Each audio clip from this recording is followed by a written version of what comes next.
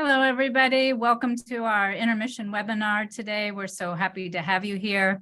I'm joined today with Jason Perez. He is founder of Cal Pacific Wealth Management Company, and he brings to us 18 years of experience. We're super excited to have him here. And you're going to be talking to us today, everything about Medicare, right? Yes, I am. Amazing. So glad you're here. All right, I'll hop off and let you get started, and I'll see you in a little bit. Now, just as a reminder to everyone, you have a Q&A box down there at the bottom.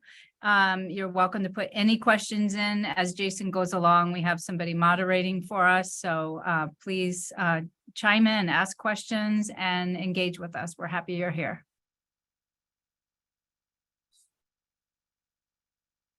Well, hello, you guys. I, as she said, am Jason Perez. I'm really excited to be joining. This is my first webinar with you guys and the Will Rogers Foundation. So I'm really excited to kind of share my knowledge with you guys, and hopefully you walk away just understanding Medicare a little bit better and understanding kind of what you need to do, whether you're aging into Medicare or whether you're already on Medicare and you got to do kind of some of that annual maintenance and keep up to date with the different plans that you may be enrolled in already.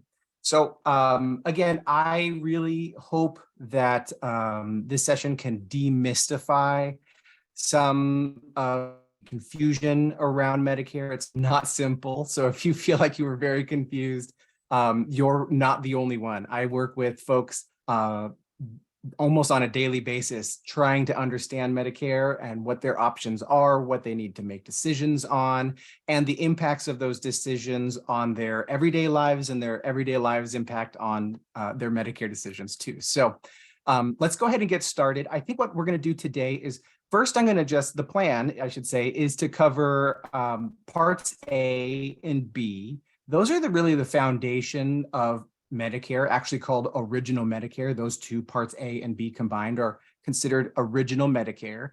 And then we're going to talk about the other parts that are available to you that have a lot of different variables, and you can choose between these different options. And we're going to go over those, and those are going to be Part D, as in David, the prescription drug plans. We're going to talk about the MAPD, the Medicare Advantage prescription drug option. And then there's also the Medicare supplement. So we're going to talk about those three. And like I said, the different variables, the different pros and cons for each, and see, hopefully you walk away with an idea of what may suit you a little bit better out of those different options. So we'll go ahead and get started. So if you are not familiar with Medicare in any way, Part A is really the part of Medicare that you are going to have that's going to cover your hospital stays and any inpatient stays. So if you end up in the hospital, if you end up in a hospital setting and you're getting care from that, Part A of Medicare is going to be what covers that portion of your expenses.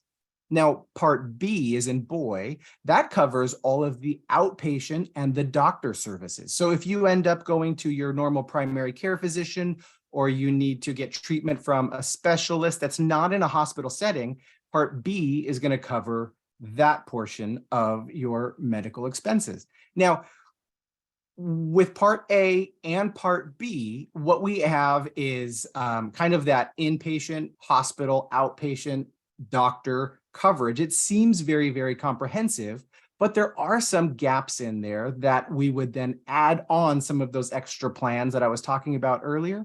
And we'll get into that in just a second. So let's talk about Part A right now and the costs associated with it. If you have been working for about 10 years in the US and you've paid into Medicare and you've made about $5,000 each of those years, then you will be eligible for Part A. And for most people, that is a $0 monthly premium. Now, when you are enrolled in Part A and you have that $0 monthly premium, and you do go into the hospital, for instance, you will have a $1,600 deductible, and that's per benefit period. So if you go into the hospital and you're using those hospital services, you have a $1,600 deductible. And then for every dollar stay, you have what's considered co-insurance. So once you're in the hospital, $0 for days 1 through 60. That's of course after your $1,600 deductible. And if you're in the hospital for more than 60 days, so 61 to 90 days, you're responsible for $400 per day of those days that you're in the hospital.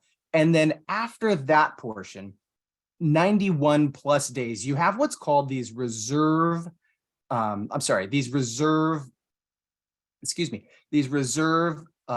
reserve days. And if you have 60 of these lifetime reserve days that you can use. So if you're in the hospital for more than 91 days, you can opt to utilize one of these or all of these 60 lifetime reserve days.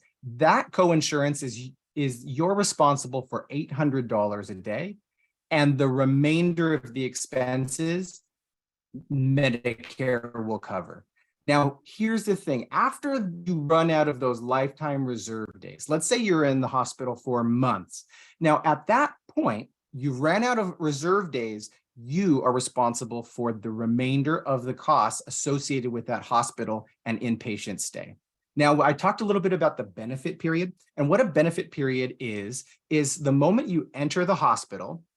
As soon as you get out of that hospital for a longer period than 60 days, right? So I'm out of the hospital, I'm doing better, and I don't return to the hospital for that injury or issue for 60 days, my benefit period ends. If I'm within that benefit period, I can continue going in and out of the hospital, and that same strategy applies, right? My $1,600 deductible, my $0 co-insurance for days 1 through 60, my $400 co-insurance for days 61 through 90, and then my $800 co-insurance for 91 plus days, so long as I haven't already used all of my lifetime reserve days. So that's part A. It's the hospital-focused portion, and it does have, again, for most, 0 monthly premium and those other associated costs I just talked about. Now, part B is going to be a little bit different, right? This is the outpatient and the doctor services.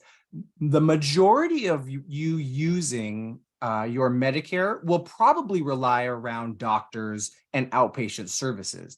Hopefully, we're not in the hospital often. Most of what we're going to be doing, kind of the heavy lifting, is going to be in the outpatient and the doctor services. So part B is going to be the part that does do that heavy lifting.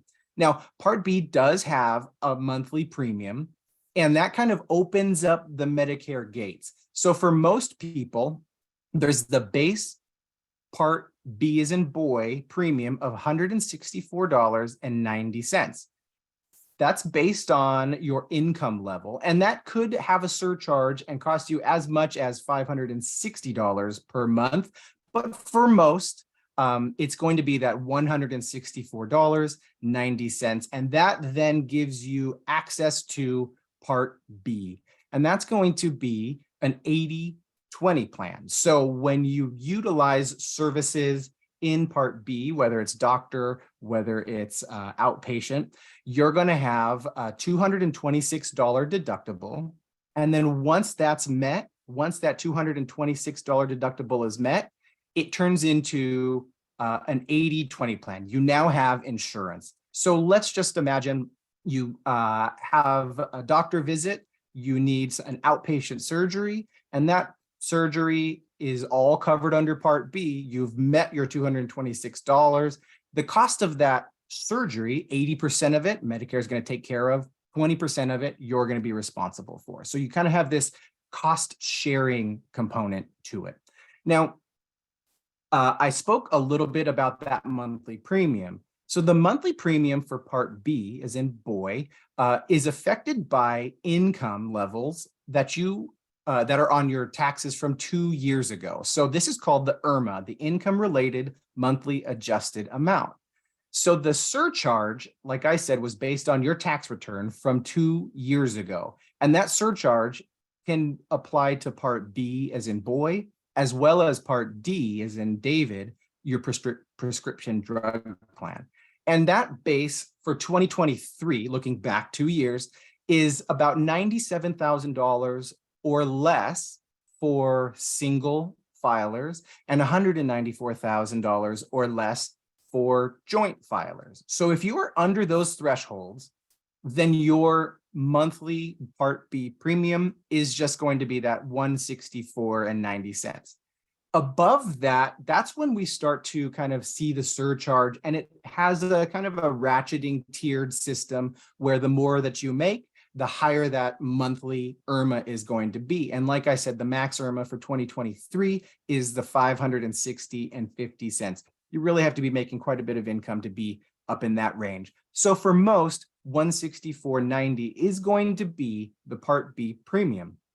Now, like I said, that Part B premium is what's going to kind of open the gates for Medicare. At that point, you are now enrolled in Original Medicare. You'll have Part A and Part B, and you now have insurance through the Medicare system.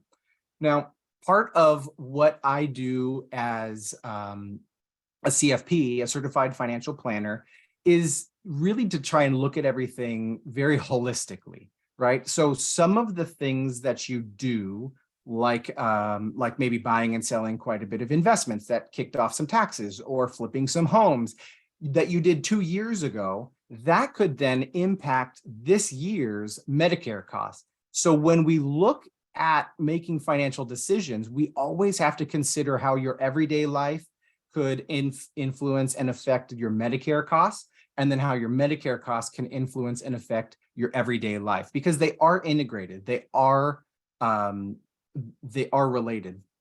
And so as a financial planner, as a certified financial planner, and as a fiduciary, I'm constantly looking to understand what's going on in your financial life and what's going on in your medical life, so that we can make sure that you have the most efficient means of maintaining your retirement as well as your healthcare. So, so now that we understand, So now that we understand kind of parts A and B in Medicare, now we have to look at the next three options. The base law says you have to have Part A, Part B, and a standalone prescription drug plan. That's the bare minimum by law. So what does that look like? Well, Part D, as in David, that is the prescription plans, the drug prescription, the PDPs, the pharmaceutical prescription drug plans. And what that does is that those are those are only private insurance companies that offer these PDPs that'll satisfy that Part D requirement. Now, every single insurance company has different formularies based on the drugs that are available to you. So if you are looking to enroll in a PDP, or if you are already enrolled in a PDP, it's really important that you look specifically at that PDP relative to the drugs that you're taking currently. Now, when you add a drug, or when a drug comes off of your normal list that you're taking, that does affect whether that PDP, the one that you may be enrolled in or are looking in, is actually the best one, or if there's other options out there that could potentially satisfy at maybe a lesser premium or a lesser cost. When you look at a PDP, there could be a monthly charge, there could be a little bit of a deductible, but what you should be looking at is the comprehensive kind of year start to year end total expense. And when we look at your drug list and we input that into the system, we're able to see exactly month to month what your monthly drug expenses are going to be. In a specific case, I was working with a client, and they were talking about how one of their drugs has just over time increased. It's now about $900 a month that they're paying for one of their drugs. And we went in, we did the research, we looked at the different available plans based on their specific drugs. And it went from the one drug being $900 a month. We found a plan that made great sense for them that costs them $1,700 for the entire year. So there's a lot that goes into the planning where it was affordable, and then he had some drug changes in there. The formularies also change every single year in drug plans. Over time, what was affordable has become unaffordable. And we were able to relook at what those drug options were and say, okay, based on the drugs you're taking, here's the total cost. In that open enrollment, we went through and we re-enrolled them into the new plan and saved them quite a bit of money. So there is that maintenance that we have to do in a drug plan. Now, a drug plan, a PDP, doesn't cover any of the A and B expenses that you're going to incur. So there is only coverage on the PDPs for the prescription drugs. The next two items we're going to talk about are utilized to help cover the expenses that Part A and Part B don't cover. And the two options are going to be a supplement plan or a Medicare Advantage prescription drug plan, MAPD. So those two, a lot of times they're kind of compared as being similar. And in some senses there are similarities, but more often it's actually kind of easier to discuss how they're different. And your specific situation may kind of lean, one direction versus the other. So first, let's start with a supplement.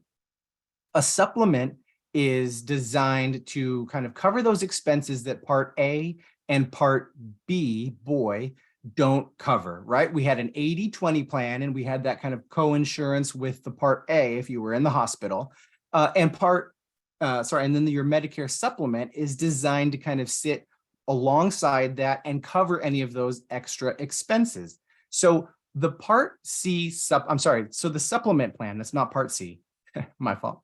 The supplement plan is designed with usually a monthly premium. You can expect somewhere in the range of about 130 to 150.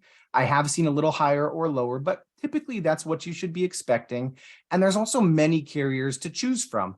The Part D prescription drug and the supplements and the MAPD we're going to talk about in just a sec. Those are all offered through private insurance companies. Those aren't government. Parts A and Parts B, that's Medicare, that's government.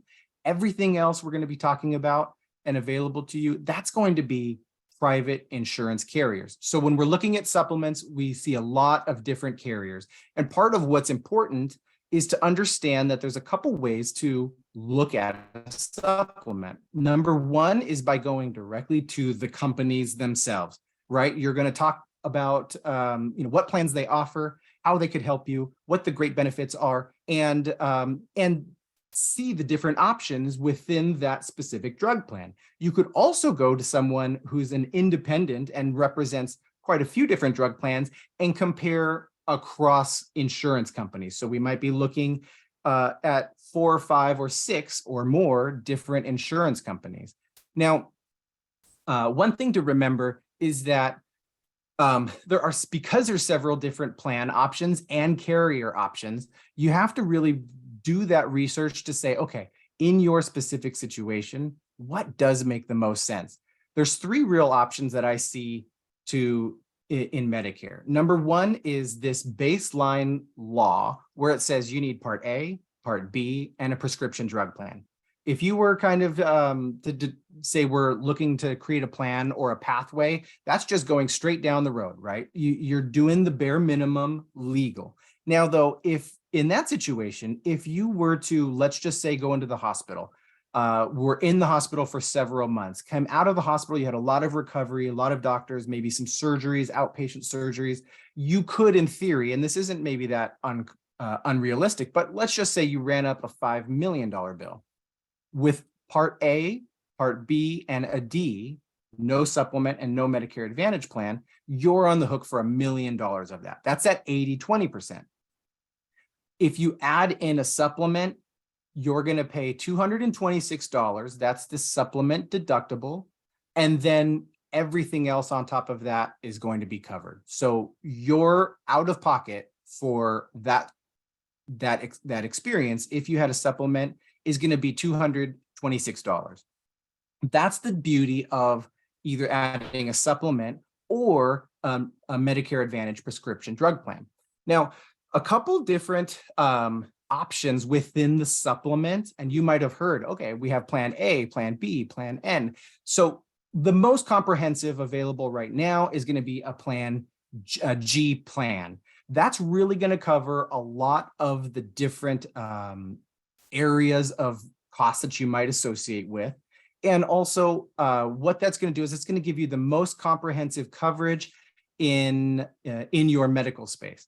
So when I look at G plans, all the different insurance carriers will offer G plans, and supplement G plans are going to be the exact same coverage from insurance carrier to insurance carrier. They're going to be the same. There are a few little hybrid plans that kind of have an innovated or an inspire plan. They may add things such as glasses, hearing aids, routine dental, things of that sort. But for the most part, a G plan is a G plan, no matter what carrier you go to. Now, whether that's United Healthcare, AARP, Aetna, Blue Shield, Anthem, those plans are going to be the same across the board in terms of coverage. Now, what that means if you are in a G plan is that you can go to any doctor that accepts Medicare in the country. It's a simple yes or no question. Do you accept Medicare? And if the answer is yes, and you have a supplement G plan, then you are able to utilize their services. And it's the doctor and you that'll guide your care. So for instance, if the doctor says we need this surgery and we need this physical therapy, Medicare will cover that. It's the doctor that's guiding the care. And that's a really important difference between supplement and the Medicare Advantage prescription drug plans. So in the case where, let's just imagine you got cancer and the best doctor is in, let's just say, Texas or on the East Coast, you have the option in a supplement G plan to call them up, make an appointment. Do you accept Medicare? And if the answer is yes, those services from that doctor that is across the country will be covered under that supplement plan. Now, when we look at the expenses with the supplement, there aren't going to be copays. We aren't going to see co-insurance. We do have that $226 deductible, and then insurance kicks in after that. And we do have that $130 to $150 you could expect monthly premium. It's going to be well suited for the person who has assets, who has some money, who does do some traveling and likes to have kind of the availability to see the doctor that they choose, compared to something like an MAPD, which I'm going to get to in just a second. So the supplements are really amazing, and they're very, very useful for a lot of folks. The next option is the MAPD, and I've been referencing this, but this is the Medicare Advantage prescription drug plan. So what that is again, a private insurance carrier offers these MAPD plans. It's specific to your zip code. So there are about 3,000 plus MAPD plans across the country, but in your specific zip code, when we take a look at it, there may only be between 30, 60 or so that are approved for your zip code. These work with an in-network and an out-network basis. So you have doctors that are in network, you may have doctors that are out of network. And of course, you always have the option, although not very often utilized or granted, you do have the option to go to a doctor and say, look, you aren't accepting my Medicare Advantage plan, and you could always request that doctor does. I've heard very rare have I heard that they do make that exception, but that is an available option for you. So when we're looking at an MAPD and we have this in-network and out-of-network situation, 95% of those that are probably available in your area are going to be HMO based. And then there's going to always usually, unless you're very rural area, perhaps, there usually are some PPO options as well. So all MAPDs have a series of different expenses. The first one is the monthly. A lot of MAPDs have a $0 premium. Some of them have, $50 a month premium. Some could be north of that just a little bit. But for the most part, I think the US, the average across the US is about $18 as a monthly premium. So it's substantially cheaper per month than a supplement. Each MAPD comes with a total maximum out-of-pocket expense that could range from $1,000 to $8,000 max out-of-pocket. I've seen an aggregate in-network, out-of-network aggregate of like $12,000. So you do run the risk of kind of running up a little bit of a bill before that Medicare Advantage plan starts then covering 100% of the covered expenses after that. Now, when we look at a deductible, that sometimes can be between $0 and it could be up to $2,000. So when you're looking at MAPDs, it's important to know that every MAPD is going to be different. Unlike supplements, where every supplement G plan is going to be the same, MAPDs are going to be different. There's a few variables. Some may have monthly costs but high deductibles. Some may have zero and low deductibles, or monthly premium and low deductibles. So you got to make sure that you're looking at the summary of benefits to see what all those different expenses are. Again, you can do the same thing. You can go to the individual carriers and go carrier to carrier to see what's available, what makes sense for you in your area, or you can generally find all the information from somebody who is more of an independent agent who can look at all the different carriers under one roof, and then we can kind of take a look at what those options are. So overall, oh, go ahead. Hi, Sam. Hey, Jason. We had a couple questions come in, and I just wanted to. Oh, do you want to finish your thought there? I didn't mean to like. Yeah, let me go ahead and finish this thought, and then we'll go ahead and jump on the questions. Right. Okay. So, so one last piece of an MAPD is that the MAPD essentially takes over your Part A and B coverage. You no longer are Part A and Part B, as well as it has the prescription drug plan built in, because the Medicare Advantage is kind of this one large umbrella. So you have to be eligible for A and B. You still will have to pay that premium, the $164.90 for Part B. But when you do enroll in an MAPD, you are now covered wholly for hospital, inpatient, doctor, outpatient, all under that umbrella of the insurance company. So that's a really important factor too. Let's see. So we had some questions here. It looks like maybe April got to both of those. April does work with me. She's in my back office. She is also just an amazing resource. So first of all, what is the benefit of having your Medicare on a plan versus straight Medicare? Are we talking about on a plan? Let's see. Yeah, so I'm assuming by a plan being supplement or Medicare Advantage is having either one, supplement or Medicare Advantage, you're going to have the cap on that 80/20 plan. And it might be different if you're looking at supplement, and that dollar amount might be different if you're looking at an MAPD, but you're going to have a maximum out of pocket because that A and B alone, just the standard original Medicare, does not have a cap on that 20%. So that's that $5 million example. You're on the hook for $1 million.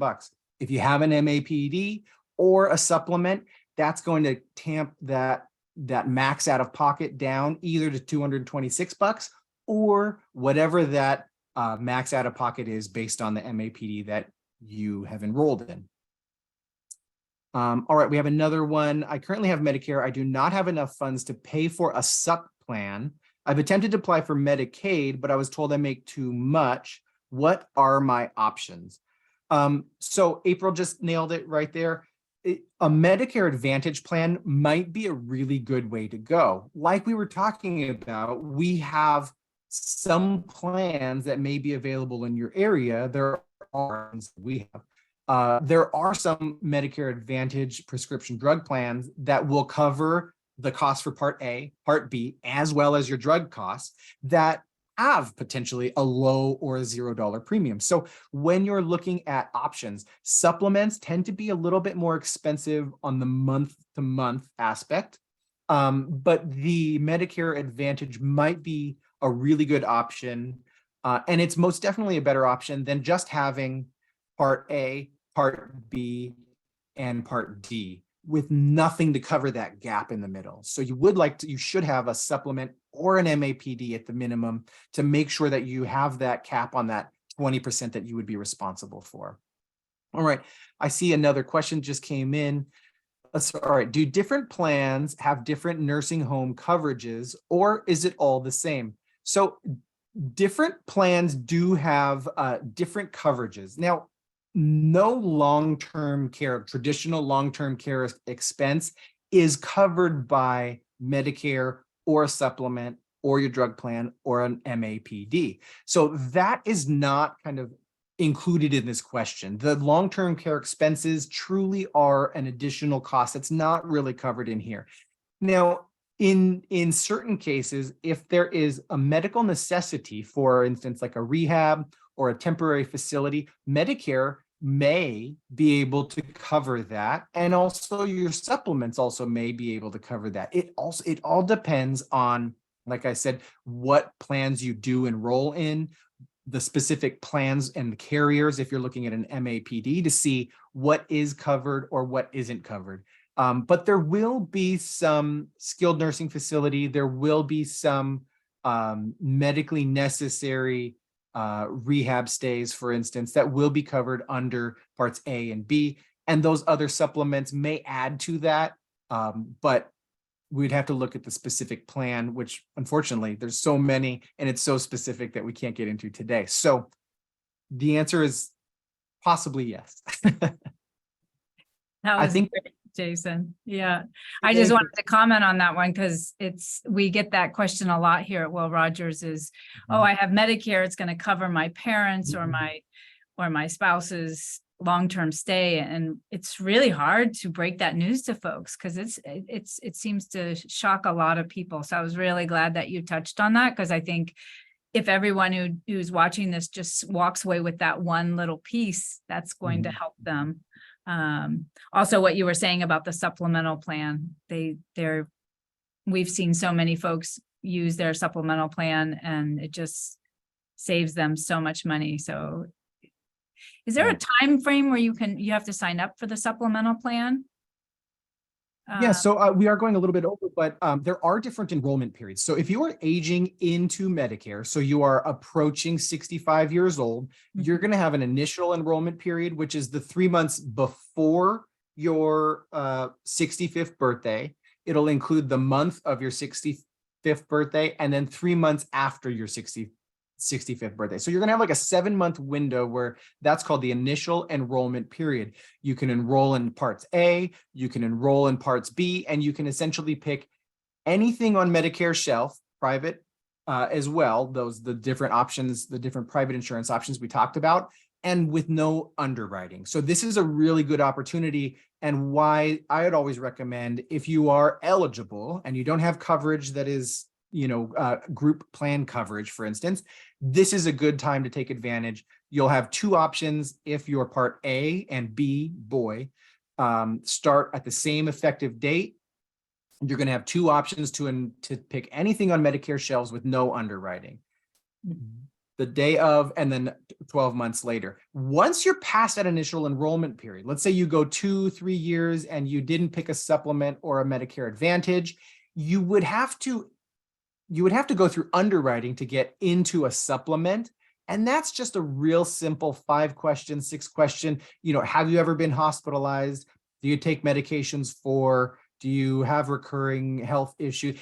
And any of those that get answered no tends to lead to not being eligible for supplements. So then your only other option would be an MAPD, which might be great. There's great MAPDs and that might really work well for your situation. But once you miss that initial enrollment period and the 12 months after, that point, you do have to then qualify for supplement plans. Perfect. Always guaranteed issue for Medicare Advantage plans. Perfect. Great answer. Thank you so much. We did have one more question. What is the best way to look into plans without getting many phone, mail, cold calls? One thing that I do for clients and people interested in kind of understanding their Medicare Advantage options is going to be to help you guys out with looking at all the different options. And as a fiduciary, what my goal is to do is really to say, here's what's available to you. I don't work for any one company. I don't represent just a small handful. Really, we're going to take a look at what all of your options are and dive in a little bit into your specific situation to see, what does make the most sense. Instead of calling the individual carriers, or instead of calling an agent that's maybe captive to one carrier and getting on those call lists, you can definitely reach out. I'll put my info on the screen in just a second to to show everybody, to give everybody that option. If you want to, I don't charge for any of the Medicare advice. We can have that phone call, dive into maybe some of your specific details. If you're interested in kind of understanding what drug plan specifically makes sense for you, we can dive into your specific drugs to see, okay, what's the total dollar amount to the penny that you're going to have in a 12-month period. And so I'm happy to do that. And then, of course, you're not making it on any of the carrier lists or marketing lists that would be an option, because everything we do is confidential, private, and it's specific to you as well. So great. Thank you, Jason. That's super helpful. Yeah. There's also a resource called the State Health Insurance Assist Program. It's SHIP, and you can look it up per whichever state you're in, depending on, I know we have listeners coming to us from across the country. Well, Jason, super information. I know you gave us a lot of information, but I really appreciate you putting your information up there for people to ask questions. People can reach out to us as well and ask questions. We are part of your community and we want to hear from you. And thank you, Jason, for your time. This was super enlightening. Yeah, absolutely. I'm going to go ahead and put my info just up, and so you guys can go ahead and utilize me as you please. Like I said, I really appreciate you guys allowing me to kind of share some of this information with you guys. And, anytime I can help, any other topics, just definitely let me know. I'm excited for the next one. I think we're going to go over retirement planning information, different options that are probably available to you in your retirement plan from your employer. So that'll be the next call, I believe. So I'm excited to jump into that one. All right. Thanks, Jason. Take good care. Bye, everyone. Thank you for joining us. Thank you. Bye. Bye, guys. Bye, everyone.